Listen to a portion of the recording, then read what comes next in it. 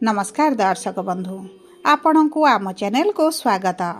आज कार्यक्रमटी समस्त मकर राशि व्यक्ति विशेषों बहुत अधिक गुरुत्वपूर्ण रही, कारण यही भिडियो रे आपणकर संपूर्ण फेब्रुआरी मासटी किपरि कटिबो एवं कौन परिवर्तन आनिबो आपणक जीवन रे, ता सहित ग्रह मानक गोचर केमिति रहिबो एही फेब्रुआरी मासरे एही भिडियो रे विस्तृत भाव रे आलोचना करिबा।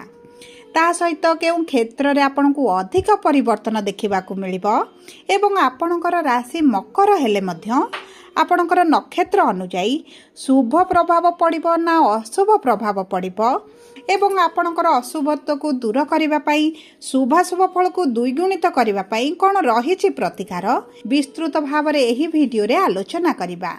सेथिपाई आपण आपणकर व्यस्त बहुल समय मध्यरु मात्र 10 मिनिट समय आपण निज पाई दियंतु एवं जानंतु आपणकर फेब्रुआरी मासटी केमिति रहिछि।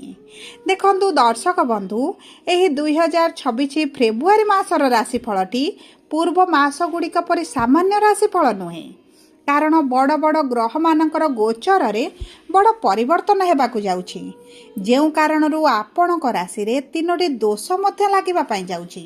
देखंतु आपणक राशि रे 4टी शुभ ग्रह विराजमान होइथिले, मंगल, सूर्य, बुध एवं शुक्र। एवं एही फेब्रुआरी मासरे 4टी शुभ ग्रह आपणकर द्वितीय गृह को गोचर करिवे, जेउठारे पूर्वरु राहु विराजमान होइछंती। तेणुकरी फेब्रुआरी 4 तारिख दिन बुध आपणकर द्वितीय गृह को गोचर करिबा क्षणी राहुंक सहित विराजमान हेबा क्षणी आपणकर पाप कृति दोष लागिबा पई जाउछि। ता सहित फेब्रुआरी 13 तारिख रे सूर्य द्वितीय गृह को गोचर करिवे माने आपणकर ग्रहण दोष लागिबा पई जाउछि।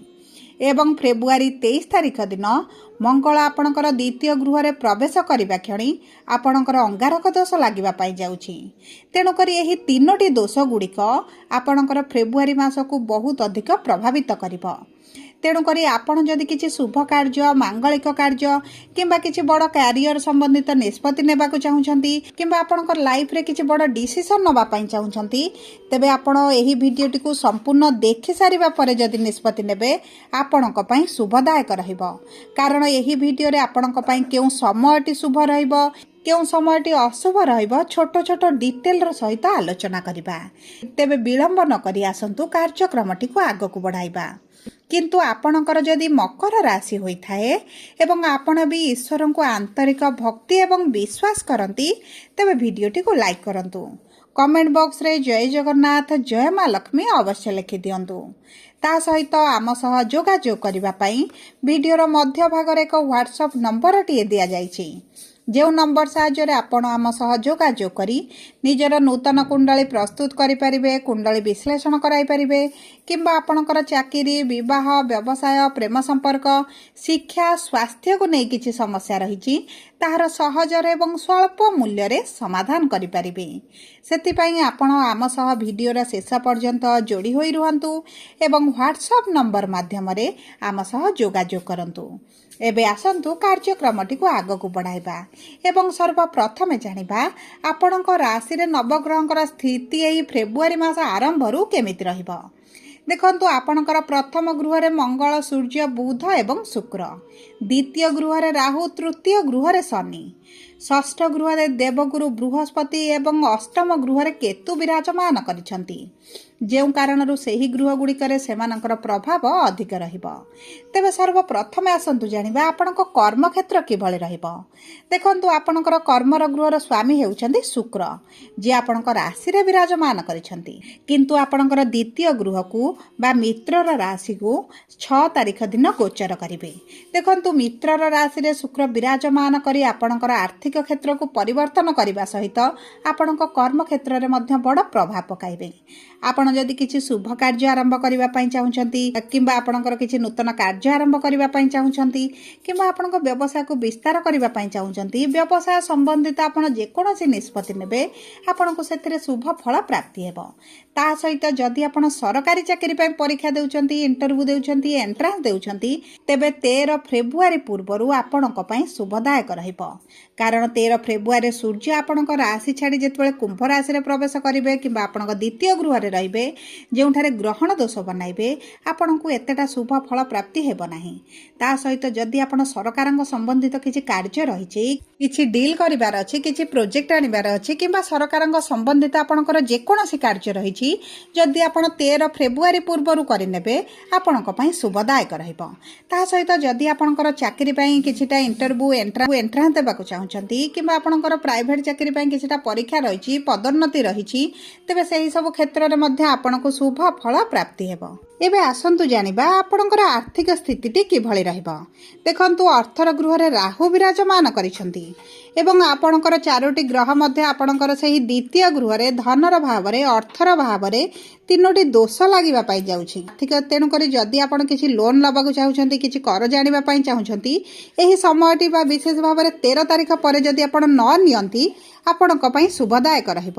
କାରଣ 23 ତାରିଖ ପରେ ଯେତେବେଳେ ଅଙ୍ଗାରକ ଦୋଷ ଲାଗିବ, ଆପଣ ଯଦି କିଛି ଧାର ଆଣନ୍ତି, ଋଣରେ ଆଣନ୍ତି, ତେବେ ଆପଣଙ୍କୁ ଶୁଝିବା ପାଇଁ ସମସ୍ୟା ହେଇଯିବ ଏବଂ ଆର୍ଥିକ ସମସ୍ୟା ମଧ୍ୟ ବଢ଼ି ଚାଲିବାର ବହୁତ ଅଧିକ ସମ୍ଭାବନା ଅଛି। ତେଣୁକରି ଚେଷ୍ଟା କରନ୍ତୁ, ଯଦି ଆପଣଙ୍କର ନୂତନ ବ୍ୟବସାୟ ପାଇଁ ହେଉ କିମ୍ବା ଆପଣଙ୍କର କିଛି କାର୍ଯ୍ୟ ପାଇଁ ଅର୍ଥ ଆଣିବା ପାଇଁ ଚାହୁଁଛନ୍ତି, ଲୋନ୍ କରିବା ପାଇଁ ଚାହୁଁଛନ୍ତି, ତେବେ 13 ତାରିଖ ପୂର୍ବରୁ କଲେ ଆପଣଙ୍କ ପାଇଁ ଶୁଭଦାୟକ ରହିବ। ତା ସହିତ ଯଦି ଆପଣ ନୂତନ ବ୍ୟବସାୟ କରିବା ପାଇଁ ଇନଭେଷ୍ଟର ଖୋଜୁଛନ୍ତି, ଅର୍ଥ ଖୋଜୁଛନ୍ତି, ତେବେ ଆପଣଙ୍କ ପାଇଁ ଶୁଭ ରହିବ। କାରଣ ଗୁରୁ ଆପଣଙ୍କ ଷଷ୍ଠର ଗୃହରେ, ରୋଗ, ଋଣ, ରିପୁର ଗୃହରେ ବିରାଜମାନ କରିଛନ୍ତି। ତେଣୁକରି ଆପଣଙ୍କୁ ଏତେଟା ବିଶେଷ ଭାବରେ ସମସ୍ୟା ଦେଖିବାକୁ ମିଳିବ ନାହିଁ। କିମ୍ବା ଆପଣ ଯଦି ବି ପାର୍ଟନରସିପ୍ରେ କିଛି କାର୍ଯ୍ୟ ଆରମ୍ଭ କରିବେ, ସେଥିରେ ମଧ୍ୟ ଆପଣଙ୍କୁ ଶୁଭ ଫଳ ପ୍ରାପ୍ତି ହେବ। ଦେଖନ୍ତୁ, ଆପଣଙ୍କର ଲାଭର ଗୃହର ସ୍ୱାମୀ ହେଉଛନ୍ତି ମଙ୍ଗଳ। 23 ତାରିଖ ଯାଏଁ ଆପଣଙ୍କର ରାଶିରେ ବିରାଜମାନ କରିବେ।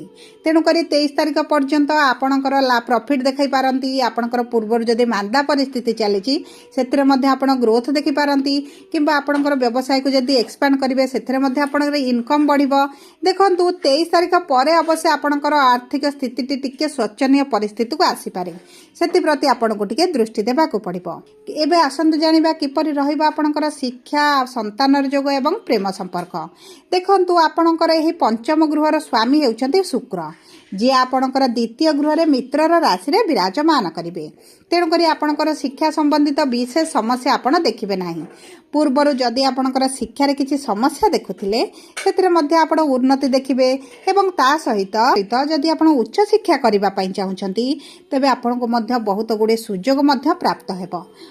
ଆପଣଙ୍କ ମନପସନ୍ଦର କଲେଜରେ ଆଡ଼ମିସନ୍ ହୋଇପାରେ, ଆପଣଙ୍କ ମନପସନ୍ଦର କୋର୍ସ ମଧ୍ୟ ଆପଣ କରିପାରନ୍ତି। ଯଦି ଆମେ ଦେଖିବା ଆପଣଙ୍କର ସନ୍ତାନର ଯୋଗକୁ, ତେବେ ଦେଖନ୍ତୁ, ଆପଣଙ୍କ ସନ୍ତାନ ପ୍ରାପ୍ତି ପାଇଁ ବହୁତ ଭଲ ସମୟ ରହିଛି। କାରଣ ଆପଣଙ୍କର ରାଶିର ସ୍ୱାମୀ ଶନି ତୃତୀୟ ଗୃହରେ ଅଛନ୍ତି ଏବଂ ତୃତୀୟ ଦୃଷ୍ଟି ଆପଣଙ୍କର ପଞ୍ଚମ ଗୃହକୁ ପ୍ରଦାନ କରୁଛନ୍ତି ଏବଂ ଶନି ଯେହେତୁ ନିଜ ନକ୍ଷତ୍ରରେ ଅଛନ୍ତି, ଆପଣଙ୍କୁ ଶୁଭ ଫଳ ପ୍ରଦାନ କରିବେ। କିନ୍ତୁ ଆପଣଙ୍କର କିଛିଟା ମେଡ଼ିକାଲ ଟ୍ରିଟମେଣ୍ଟ ଲାଗିପାରେ, କିଛିଟା ସର୍ଜରୀ ମଧ୍ୟ ହେବାର ସମ୍ଭାବନାଟି ଦେଖାଯାଉଛି। ଏବେ ଆସନ୍ତୁ ଜାଣିବା କିପରି ରହିବ ଆପଣଙ୍କ ପ୍ରେମ ସମ୍ପର୍କ। ଦେଖନ୍ତୁ, ପ୍ରେମ ସମ୍ପର୍କରେ ଆପଣଙ୍କର ଟିକେ ମନମାଳିନ, ମତଭେଦ, ଦୂରତା ବଢ଼ିଲା ଭଳି, ଅସନ୍ତୋଷ ରହିଲା ଭଳି ଆପଣ ଅନୁଭବ କରିପାରନ୍ତି। କିନ୍ତୁ ଯଦି ଆପଣ ପ୍ରେମ ସମ୍ପର୍କକୁ ବିବାହରେ ପରିଣତ କରିବା ପାଇଁ ଚାହୁଁଛନ୍ତି, ତେବେ ଆପଣଙ୍କ ପାଇଁ ଅତି ଉତ୍ତମ ସମୟ ରହିଛି। ଏହି ସମୟ ମଧ୍ୟରେ ଆପଣଙ୍କର ପ୍ରେମ ସମ୍ପର୍କ ବିବାହରେ ପରିଣତ ହୋଇପାରେ କିମ୍ବା ଆପଣଙ୍କ ପ୍ରେମ ସମ୍ପର୍କରେ ଯଦି ଆପଣଙ୍କର ମନମାଳିନ, ମତଭେଦ କିଛି ଏହିଭଳି ସମସ୍ୟା ଚାଲିଥିଲା, ତେବେ ବ୍ରେକଅପ୍ ଭଳି ପରିସ୍ଥିତି ମଧ୍ୟ ଆପଣ ଦେଖିପାରନ୍ତି।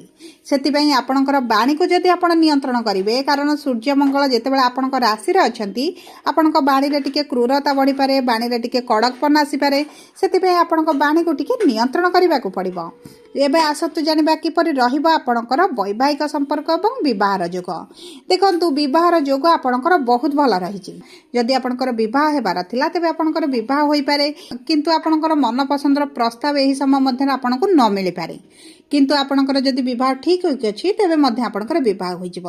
କିନ୍ତୁ ଯଦି ଆମେ ଆପଣଙ୍କ ବୈବାହିକ ସମ୍ପର୍କକୁ ଦେଖିବା, ତେବେ ବୈବାହିକ ସମ୍ପର୍କରେ ଟିକେ ମନମାଳିନ, ମତଭେଦ ମଧ୍ୟ ଦେଖିପାରନ୍ତି। ଆପଣଙ୍କ ସାଥୀଙ୍କର ଆପଣଙ୍କ ସହିତ କିଛିଟା ଯୁକ୍ତିତର୍କ, ଝଗଡ଼ା ଭଳି ପରିସ୍ଥିତି ମଧ୍ୟ ଆସିପାରେ। କିନ୍ତୁ ଆପଣଙ୍କ ବୈବାହିକ ସମ୍ପର୍କରେ 13 ଫେବୃଆରୀ ପରେ ଧୀରେ ଧୀରେ ପରିବର୍ତ୍ତନ ଦେଖିବେ। ପୂର୍ବରୁ ଯାହା ବି ସମସ୍ୟା ଚାଲିଛି, ସେଥିରେ ଟିକେ ଉନ୍ନତି ପରିଲକ୍ଷିତ ହେବ। ଏବେ ଆସନ୍ତୁ ଜାଣିବା କିପରି ରହିବ ଆପଣଙ୍କର ସ୍ୱାସ୍ଥ୍ୟ। ଦେଖନ୍ତୁ, ସ୍ୱାସ୍ଥ୍ୟ ଆପଣଙ୍କ ପ୍ରଥମ ଗୃହରୁ ଜଣାପଡ଼େ ଏବଂ 13 ତାରିଖ ପରଠାରୁ ଆପଣଙ୍କ ସ୍ୱାସ୍ଥ୍ୟରେ ଯଦି କିଛି ସମସ୍ୟା ରହିଥିଲା, ସ୍କିନ୍ ସମସ୍ୟା ଆପଣଙ୍କର ଥିଲା କିମ୍ବା ଆପଣଙ୍କର ଡାଇଜେସନରେ ସମସ୍ୟା ଥିଲା, ତେବେ ସେହି ସବୁ ସମସ୍ୟା ଗୁଡ଼ିକ ଦୂର ହୋଇଯିବ। କିନ୍ତୁ ଆପଣଙ୍କର ଗଳା, ଦାନ୍ତ, ପାଟିରେ କିଛିଟା ସମସ୍ୟା ଆପଣଙ୍କର ବାହାରିପାରେ। ବିଶେଷ ଭାବରେ ଆପଣଙ୍କର ଫେବୃଆରୀ ଶେଷ सुधा एभली समस्या आपण देखिपारती। सबुपर अशुभत्व को दूर करने शुभाशुभ फल को वृद्धि करने आपण प्रतिदिन शनिकर बीज मंत्र 108 थर पाठ करंतु, कारण आपणकर राशि स्वामी। ता सहित जदि आपणकर उत्तराषाढ़ मकर राशि होता है 21/10 एवं आपणकर नक्षत्राधिपति सूर्य होइथिबारु आपण प्रतिदिन सूर्य को जल अर्पण करंतु, सूर्यंकर बीज मंत्र जप करंतु एवं हृदय आदित्य स्रोत मध्य पाठ करंतु। जदि आपणकर श्रवण मकर राशि होता है 22/10 एवं आपणकर नक्षत्राधिपति चंद्र होइथिबारु आपण चंद्रमांकर बीज मंत्र जप करंतु। सोमवार दिन महादेव मंदिर में जल अर्पण करंतु।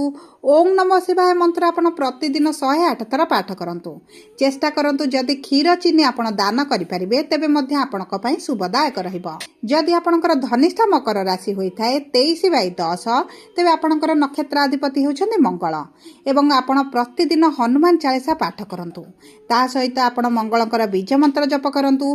मांकड़ मानकु किछि नाली रंगर पदार्थ हेउ परिबा हेउ फल हेउ किछिटा खाइबा पई दियंतु एवं गो मातांकर सेवा करंतु। आपणक पई शुभदायक रहिबो। जदि आपणकर मकर राशि होता है वीडियोटी किभଳି लागला कमेंट बॉक्स रे लिखि जणांतु। जदि आपणक प्रियजनकर मकर राशि होता है वीडियोटी तांको सहित शेयर करंतु। जदि प्रथम थर आम चैनल को आसीछंती चैनल को सब्सक्राइब करंतु। पाखरे थिबा बेल आइकन को प्रेस करंतु।